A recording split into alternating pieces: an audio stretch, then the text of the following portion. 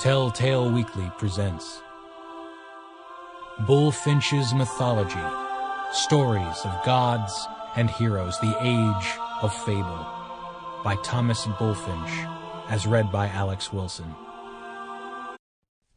Apollo and Daphne. Daphne was Apollo's first love. It was not brought about by accident, but by the malice of Cupid. Apollo saw the boy playing with his bows and arrows, and being himself elated with his recent victory over Python, he said to him, "What have you to do with warlike weapons, saucy boy? Leave them for hands worthy of them.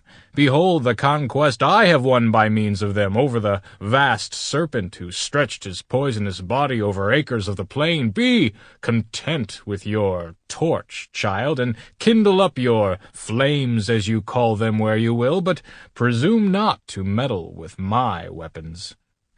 Venus's boy heard these words and rejoined, "Your arrows may strike all things else, Apollo, but mine shall strike you." So saying, he took his stand on a rock of Parnassus and drew from his quiver 2 arrows of different workmanship, one to excite love, the other to repel it. The former was of gold, and sharp-pointed, the latter blunt, and tipped with lead. With the leaden shaft he struck the nymph Daphne, the daughter of the river god Peneus, and with the golden one, Apollo, through the heart. Forthwith the god was seized with love for the maiden, and she abhorred the thought of loving.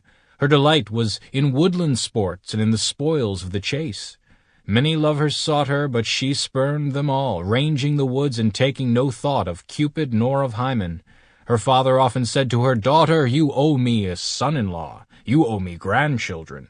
She, hating the thought of marriage as a crime, with her beautiful face tinged all over with blushes, threw arms around her father's neck and said, "Dearest father, grant me this favor, that I may always remain unmarried, like Diana." He consented, but at the same time said, "Your own face will forbid it." Apollo loved her, and longed to obtain her, and he who gives oracles to all the world was not wise enough to look into his own fortunes. He saw her hair flung loose over her shoulders, and said, "If so charming in disorder, what would it be if arranged?" He saw her eyes bright as stars, he saw her lips, and was not satisfied with only seeing them.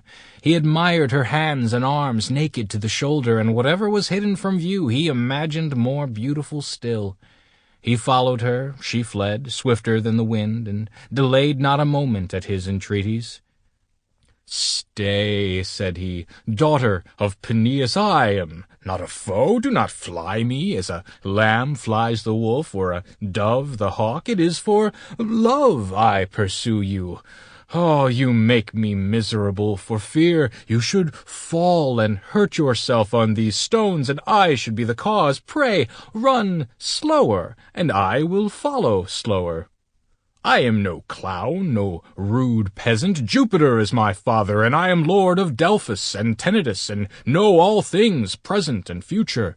I am the god of song and the lyre. My arrows fly true to the mark, but, alas, an arrow more fatal than mine has pierced my heart. I am the god of medicine, and know the virtues of all healing plants. Alas, I suffer a malady that no balm can cure." The nymph continued her flight, and left his plea half-uttered.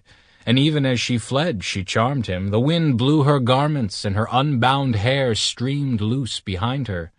The god grew impatient to find his wooings thrown away, and, sped by Cupid, gained upon her in the race.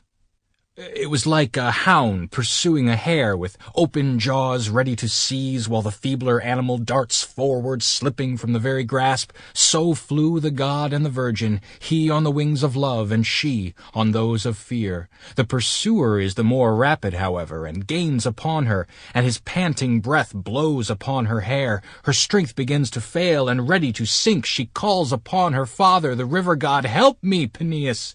Open the earth to enclose me, or change my form, which has brought me into this danger."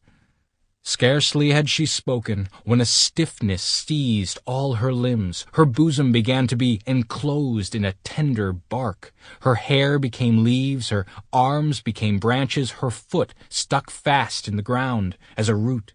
Her face became a treetop, retaining nothing of its former self but its beauty.